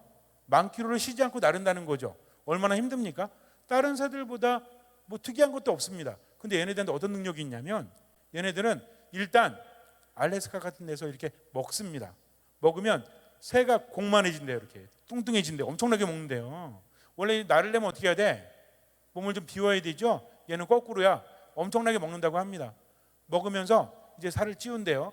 그리고 이제 어떻게 되냐면 콩팥, 간, 허파, 다리 근육 이런 게 쭈그러든대요. 되게 신기하지 않습니까? 그리고 지방으로 채우는 거야. 그러니까 온몸의 모든 기관들이 이렇게 오그라들고 지방이 이렇게 빵빵해지는, 그때부터 나는 거예요. 이렇게 날면서 뭘 태워요? 지방을 태운다고 합니다. 바다에서 한 번도 내리지 않고 8일을 달린대요. 그리고 나서 이제 새만금에 도착했을 때 위에서 이렇게 빙글빙글 돈대요. 휘파람을 불면서 이제 많이 왔다는 거죠. 그리고 내린다고 합니다. 내려서 뭐 하는지 알아요? 잔대요. 이렇게 너무 피곤한 거야. 그만큼 날라왔으니까. 그러면서 또 어떻게? 자다가도 어때? 옆에 먹을 게 보이잖아요. 그럼 또 먹어. 왜? 알래스카까지 날아가야 되니까 여기서 또 채우고 날아간다고 합니다. 그러고 나서 도착을 하잖아요. 그럼 내리잖아요. 그때부터 허파가 커진대요. 간이 커진다고 합니다. 지방이 줄어든다고 합니다. 학자들은 깜짝 놀랬대요. 왜냐하면 도저히 말도 안 되는 일이 벌어지기 때문입니다. 우리도 마찬가지입니다. 세상 사람들이 볼 때는 말도 안 되는 일이 하느님께는 가능하다는 거죠. 이게 인간적으로 되겠어? 인간적으로 안 됩니다. 사람에게는 불가능하지만 누구에게는 가능하죠? 하느님께 가능해요. 또 누구한테 가능해요? 하느님을 믿는 사람에게는 가능하다는 거죠. 여러분들의 가치를 평가절하하지 마세요. 내가 이 슬픔에 짓눌릴 것 같아. 내가 어릴 때부터 바뀌지 않았어. 난 앞으로도 불행해질 거야. 우울함 속에서 헤매고 있다면 누굴 믿어야 돼요? 하느님을 믿어야 합니다. 우리가 이제는 내가 혼자 살아가는 게 아니잖아요. 누구 안에 살아가요? 하느님 안에 살아가는 겁니다. 이것이 새로운 삶이라는 거죠. 하다못해 도요새도 겉으로 볼 때는 별거 아님에도 불구하고 허파가 작아지고 간이 작아졌다가 다시 커지는 것처럼 우리도 그러면 될까요? 아니죠. 우리가 살아갈 때 때로는 큰 어려움이 있다고 할지라도 나는 이겨낼 수 있죠. 왜 이겨낼 수 있어요? 하느님께서 함께 하시면 뭐가 일어나니까? 기적이 일어나기 때문입니다. 그래서 우리는 아무것도 판단하지 않는다는 거죠. 주님께 맡기고 어떻게 하면 돼요? 최선을 다해서 살아가면 된다는 겁니다. 그럼 어떻게 하면 될까요? 하느님께 돌아가면 돼요. 내가 삶을 살아갈 때 하느님을 신뢰하면 불안하지 않습니다. 두렵지 않다는 거죠. 그분께서 함께 하시니까. 죽음의 골짜기를 간다고 할지라도 내가 두려워하지 않는 것은 주님께서 나와 함께 하시기 때문에 그래요. 이걸 믿으셔야 돼요. 하느님은 늘 우리를 기다리십니다. 여러분들 돌아온 탕자 이야기 아시죠? 누가복음 15장 이야기. 근데 이 탕자가 어떻게 했죠? 아버지한테 뭘 달라고 합니까? 유산을 달라고 하잖아요. 유산은 언제 달라고 하는 거죠? 죽을 때 달라고 하는 거죠. 살아있을 때 달라고 하면은 이런 자식을 우리 무슨 자식이라고 하죠? 호로 자식, 불효 자식이라고 하잖아요. 근데 더 웃기는 게 뭔지 알아요? 아버지한테 유산을 받은 다음에 어떻게 하죠? 멀리 가, 멀리. 여러분들 가끔 그럴 때 있잖아요. 우리 시어머니 찾아오시니까 저기 부산 가서 살자.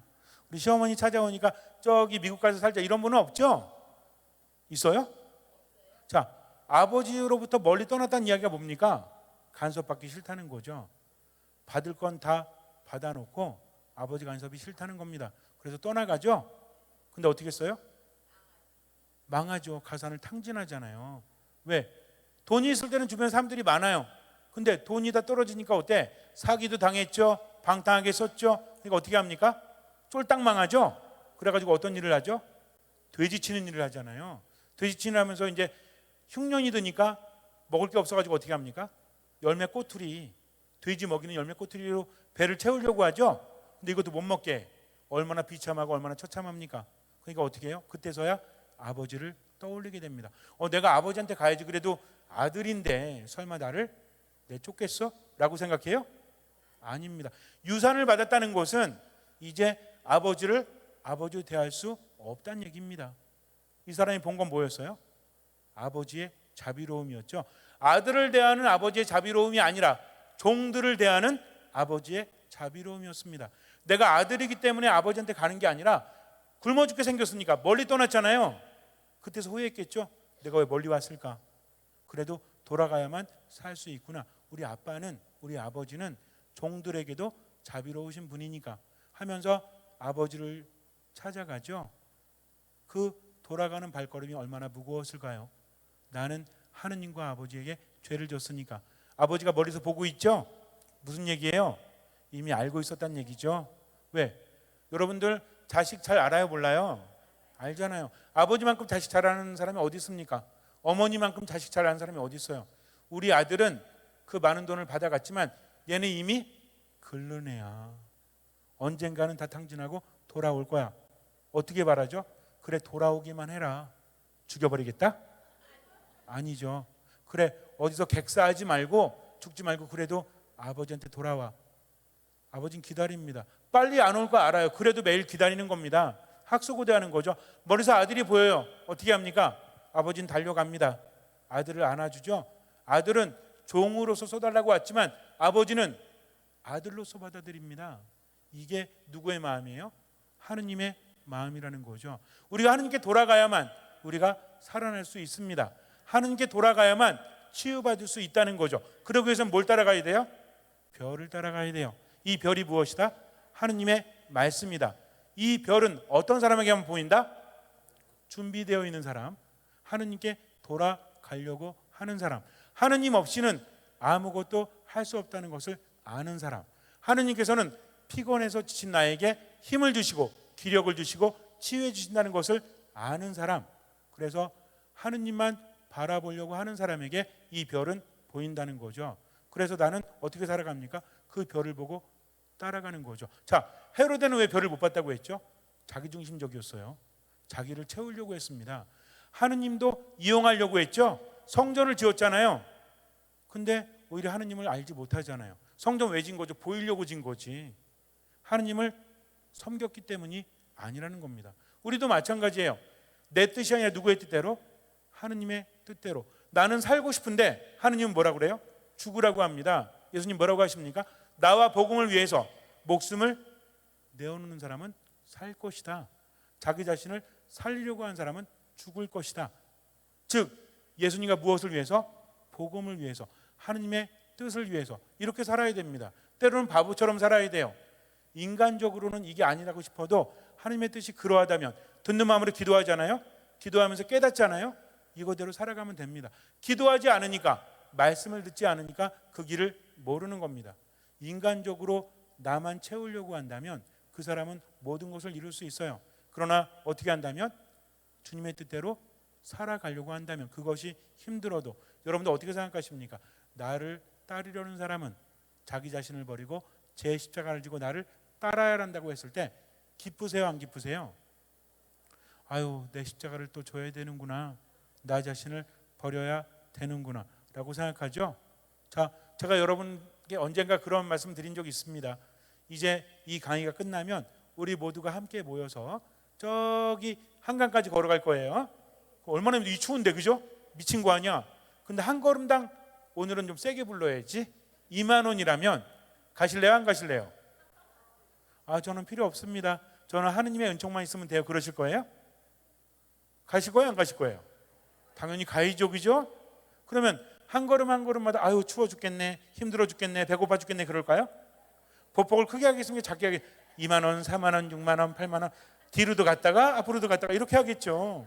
자, 마찬가지입니다. 우리는 정말 중요한 게 뭔지 알아야 돼요. 아니, 내가 왜 짐을 져야 돼? 왜 나 자신을 버려야 돼? 이게 아니라 그분을 따라갈 수 있다니까요.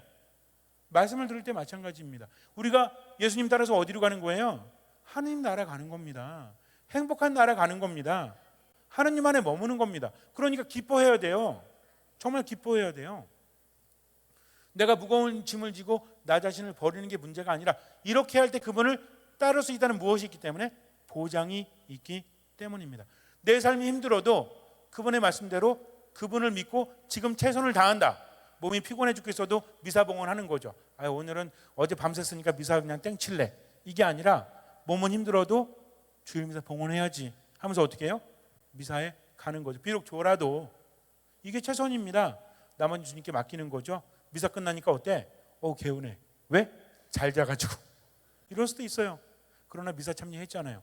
오늘 말씀 묵상하기 힘든데 어떻게 해야 되지? 오늘 아침부터 부부싸움 대판하고 기분도 꿀꿀한데 영화나 봐야지. 그럼 대화한대요. 괜찮아, 영화 보세요. 근데 그 전에 말씀 묵상하세요. 그리고 갑니다. 그럼 바뀌는 거죠. 이런 게 하나님의 뜻입니다. 내가 오늘 대판해야지 라고 해도 하나님께 기도하면서 오늘 부부싸움 좀 합시다. 오늘 당신 다 죽었어. 이게 아니라 둘이 나란히 앉아서 묵주기도 5단 다음에 부부싸움 하세요. 그러면 그게 하나님의 뜻이라는 거죠. 신부님 싸우기 전에 무슨 부부싸움 하기 전에 무슨 묵주기도요? 이거 내 뜻이에요. 안 하는 거잖아요. 그러나 하면 달라집니까, 안 달라집니까? 달라질 수 있다는 거죠. 너무 슬퍼요. 우울함이 나를 힘들게 합니다. 막 자살해버리고 싶어요. 이런 세상 뭐하러 살아? 내 편이 하나도 없는데 맨날 기도해도 몸뚱이는 아파 죽겠고 그냥 해는 일도 하나도 없고 그냥 이놈의 개팔자 진짜 이런 생각이 들어도 하느님 믿고 어떻게 하면 돼요? 지금을 살아가면 돼요. 다리 아파 죽겠는데 무슨 성당에 가? 천천히 걸을 만큼만 가세요. 그러면 나머지는 하느님께서 채워주십니다. 이게 믿음이죠. 왜 내가 판단합니까? 왜 내가 생각합니까? 그럴 수 없다는 거죠. 미국에서 경제공황이 있었을 때 어떤 사람이 너무나 배가 고픈 거예요. 일을 하고 싶은데 일이 없어. 그래서 내가 평상시에 돈이 많았다가 갑자기 망한 거거든요. 그래서 이제 자기가 잘 가던 식당 앞에 갔어요. 고급 식당입니다.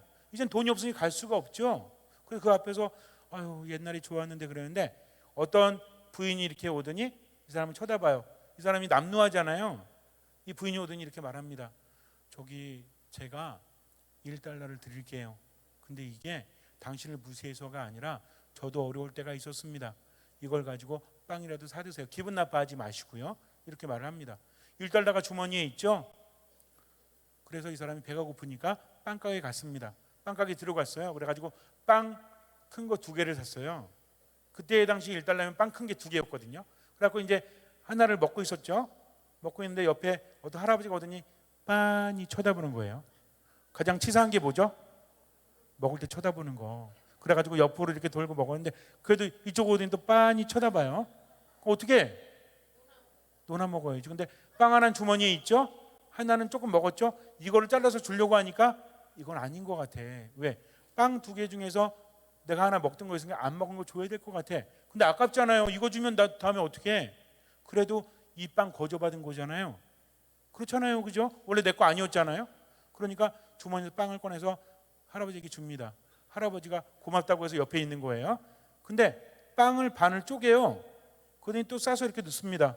아니, 할아버지 왜 반을 넣습니까? 이따 드시려고요? 그게 아니라 어떤 소년이 있는데 이 소년이 되게 오늘 점심도 못 먹고 지금 신문을 팔고 있다고, 내가 이 소년에게 주려고 그런다고 라고 말합니다. 때마침 소년이 막 달려와요. 이렇게 할아버지 안녕하세요 그랬더니 그래 오늘 뭐 먹었니? 아니 아무것도 못 먹었어요. 이리 오너라 그랬더니 그걸 주는 거예요. 빵은 반을. 감사합니다 때 먹고 있는데 옆에 웬 개새끼 한 마리, 개새끼라고 하면 안 되지, 개 한 마리가 딱 오더니 빤히 쳐다보는 겁니다. 근데 이 소년은요 반을 또 쪼개더니 개한테 줬어요. 그러니까 사람 3명과 개 한 마리가 나란히 앉아서 1달러로 빵을 먹고 있었던 겁니다. 그러고 나서 이제 소년은 할아버지 감사합니다 그랬더니 할아버지가 내가 산 게 아니라 이분이 주신 거야. 소년이 와서 그랬죠. 감사합니다 그리고 이제 갔습니다. 저 열심히 일하겠습니다 하고 갔어요. 할아버지도 나도 이제 열심히 일하겠습니다 고맙사고 갑니다. 이 사람은요 이런 생각을 했어요. 내가 절망 속에 있었는데 내가 누군가를 도왔잖아요. 그 사람들이 내가 좀 빵을 먹고 힘을 내서 가잖아요. 나도 힘내야 되겠다. 당장 할 일이 없죠. 옆에 누구만 남았어? 개만 남았어. 개만. 개를 딱 이렇게 쓰다듬어 주고 보니까 여기 목에 주소가 써 있는 겁니다. 너 길을 잃었구나. 내가 그 길을 이제 집을 찾아줘야지. 나도 뭐 할 일 별로 없으니까. 그러면서 이 개를 데리고 그리로 갔습니다. 근데 굉장히 큰 저택이었어요. 띵동띵동 했더니 누가 딱 나오는 거야. 그러더니 그런 분들 있죠. 여러분도 그런 분들 있죠. 개를 가족으로 여기는 분들 있죠. 저도 개 한 마리 키우는데 슈나우저 제 가족입니다. 먹을 것 줄 때만 좋아하는데 어쨌든. 근데 가족 개념이잖아요. 얼마나 반기는지 몰라요. 그러면서 들어오라고 그러면서 고기에 저녁을 대접을 합니다. 아까 빵보다 더 큰 거죠. 먹었어요. 그러고 나서 주인이 이런저런 얘기를 하면서 이게 자기한테 물어보는 거예요. 무슨 일 했냐고 이렇게. 한 일을 얘기했으면 그랬더니 그 사람이 말하기를 나 안 그래도 그 일에 믿을 만한 사람 좀 찾고 있었다고. 그 얘기를 들어보니까 이 사람이 노숙자가 되기 전에 제법 큰 일을 했던 사람이거든요. 그러니까 이 사람이 그렇게 말합니다. 내 개를 찾아준 것도 인연이니까 우리 회사에 나가서 일을 하십시오 라고 말을 해요.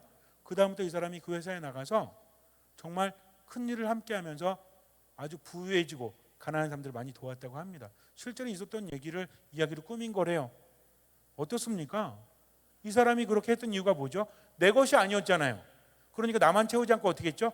나눴다는 거죠. 우리도 마찬가지입니다. 예수님께서 우리에게 하신 말씀 중에서 가장 중요한 게 뭐죠? 서로 사랑하여라. 사랑은 무엇입니까? 나누는 거죠. 주는 겁니다. 받는 것도 행복하지만 주는 마음도 햇살이에요라는 노래도 있죠. 그러니까 내가 주님을 믿는다면 주님을 믿지 않는 사람은 어떻게 하려고 그러죠? 움켜 잡으려고 그래요. 사랑도 받으려고만 해요. 주려고 하지 않습니다. 어디 가서도 지달란 채만 해. 어디 가서도 내가 중심에 서려고만 해. 누구처럼? 헤로데처럼. 그러니까 어때요? 삶이 파괴적이죠. 나 중심으로 받으려고 하면 섭섭하잖아. 어디 가서 내가 중심이 되려고 하면 사람들과 부딪히잖아. 그러니까 어때요? 별을 볼 수 없는 거죠. 그러나 우리가 주님의 말씀대로 살아가려고 노력한다면 어떤 사람이 되죠? 주려고 합니다. 화가 나도 주려고 하는 걸 멈추면 안 돼요. 슬퍼도 주려고 하는 걸 멈추면 안 됩니다. 실제로 자원봉사하는 사람들 있죠. 내가 비록 없음에도 불구하고 뭔가 일을 하려고 하는 분들 있죠. 이런 사람들은 우울함이 별로 없대요. 삶이 되게 행복하다고 합니다. 그러니까 내 삶을 나만 누리려고 하는 것이 아니라 어떻게 하는 사람? 봉사하고 나누려고 하는 사람은 누가 함께 하신다? 하느님께서 함께 하시죠. 하느님은 어떤 분이십니까? 빵 5개, 물고기 2마리로 남자만 5,000명을 먹이시고도 남게 하신 분이십니다. 절대로 잊지 마세요. 하느님은 다윗이라는 작은 소년을 통해서 이스라엘을 구원하신 분이십니다. 하느님께서는 이 못난 나를 통해서 큰일을 하십니다. 그러면서 나에게 복을 주시는 거죠. 내가 가진 게 대단해서가 아니라 그분을 신뢰하기 때문에, 온전히 맡기기 때문에 어떤 마음으로? 듣는 마음으로 하느님 바라보는 겁니다. 그럼 뭐가 보여요? 별이 보여요. 근데 여러분들 오늘 내일 모레 이제 피정을 하시고 집에 가셨는데 갑자기 방에서 별이 보여. 그럼 어떻게 해야 돼요? 저한테 빨리 전화하셔야 돼요. 이거는 이런 별이 아니라 마음의 별이 보입니다. 별을 따라간다는 건 뭐예요? 사막길을 걸어도 별 보고 가면 되죠. 산길을 가도 별 보고 가면 되죠. 우리 인생도 마찬가지입니다. 때로는 슬프고 때로는 아프고 때로는 힘들지만 뭐만 보면 돼? 별만 보면 돼요. 이 별이 보다 주님의 말씀이다. 그분은 나보다 더 잘 아신다. 나를 나보다 더 사랑하신다. 그분은 나에게 힘을 주시는 분이시다. 어떤 사람이 피곤하고 지치지 않는다고 했죠? 하느님께 바라는 사람. 그러니까 나는 그분을 바란다. 영원한 생명을 주는 말씀을 내가 먹고 언제만 살아간다? 지금만 살아간다. 우리가 하는 기도 중에 아주 대단한 기도가 있죠. 주님이 알려주신 기도. 어떤 기도입니까? 주님의 기도죠. 우리가 어떤 양식을 청하죠? 일용할 양식을 청하죠. 왜? 이틀치 청하면 안 돼? 한 달치 청하면 안 돼요? 이거 무슨 얘기냐면 오늘 필요한 것만 주세요. 내일은 또 그분께서 함께 하시고 나에게 주시면 되니까. 무슨 얘기냐면 나는 먹을 걸 쟁겨놓으려고 하는 것이 아니라 하느님께서 함께 하시기를 청하는 겁니다. 내일 또 누구한테 기도하면 돼? 하느님께 기도하면 돼요. 제가 삶이 되게 우울한데요, 오늘 말씀 듣고 기도하니까 나아졌어요. 근데 신부님 내일부터 또 어떻게 하죠? 걱정하지 마세요. 내일 또 청하면 되죠. 삶이 우울한데 우울함이 안 느껴진다고 되겠습니까? 이것도 문제라는 거죠. 삶이 우울하다는 것은 어떤 문제가 있다는 얘기죠. 그러니까 어떻게 하면 돼요? 그 문제를 해결하기 위해서 최선을 다하고 나머지는 주님께 맡기면 됩니다. 아무런 판단도 하지 않고. 언제만 살아가면 돼요? 지금만 살아가면 된다. 그래서 믿음이라는 것은 주님께 맡기고 뭘 다한다? 최선을 다한다는 거죠. 잊지 마세요. 주님을 신뢰하기 때문에 가능합니다. 마지막으로 부를게요. 자, 별은 우리를 주님께 인도합니다. 헤로데처럼 자기중심적인 사람은 결국 파괴적인 삶을 살게 되죠. 남도 죽이죠. 자기도 비참하게 죽었잖아요. 그러나 준비된 사람들, 주님의 말씀을 들으려고 하는 사람들, 그분 안에 머무는 사람은 믿음을 갖는데, 이 믿음이 무엇이다? 예수 그리스도를 만나서 그분을 바라보고 그분을 따라가는 거다. 하느님을 내가 움직이려고 하는 것이 아니라 내가 하느님을 따라간다는 거죠. 여러분도 어떻습니까? 우리는 하느님 따라가야 되죠. 슬픔 따라가면 돼요, 안 돼요? 슬퍼도 힘을 내십시오. 하느님께서 함께 하십니다. 삶이 너무 힘들어도 뭐만 내면 돼요? 힘을 내면 돼요. 하느님 어떤 분이세요? 나에게 기력을 주시고 나를 치유하시고 내 삶에 기적을 일으키시는 분. 그러니까 난 하느님 믿고 뭐만 다해야 되겠다? 최선만 다하면 됩니다. 나머지 주님께 맡기는 거죠. 그럴 때 하느님께서 무엇을 보시고? 그 믿음을 보시고 내 삶에 기적을 일으켜 주십니다. 잠시 눈을 감으세요. 내가 힘든 거 하느님께서는 더 잘 아십니다. 그러나 하느님의 때가 있죠. 우리는 별을 보고 따라가야 합니다. 말씀을 묵상하십시오. 지금 내게 필요한 것을 하느님께 주지 않으셔도 그분은 나를 나보다 더 잘 아시고 나를 나보다 더 사랑하십니다. 온전히 믿어야 돼요. 신뢰를 두십시오. 그리고 그분의 말씀대로 지금을 살아가십시오. 무엇보다 하느님께 돌아가기 위해서 그분의 말씀을 실천하십시오. 사랑이죠. 나눔이에요. 내가 슬프고 아프다고 해서 나눔을 멈추면 안 돼요. 무조건 줄 만큼 주십시오. 그리고 지금을 살아가고 나머지는 주님께 맡기십시오. 듣는 마음으로. 주님께서는 그 믿음을 보시고 우리 삶에 놀라운 기적을 일으켜 주실 것입니다. 아멘. 성부와 성자와 성령의 이름으로 아멘. 영광이 성부와 성자와 성령께, 성부와 성자와 성령의 이름으로 아멘. 수고하셨습니다.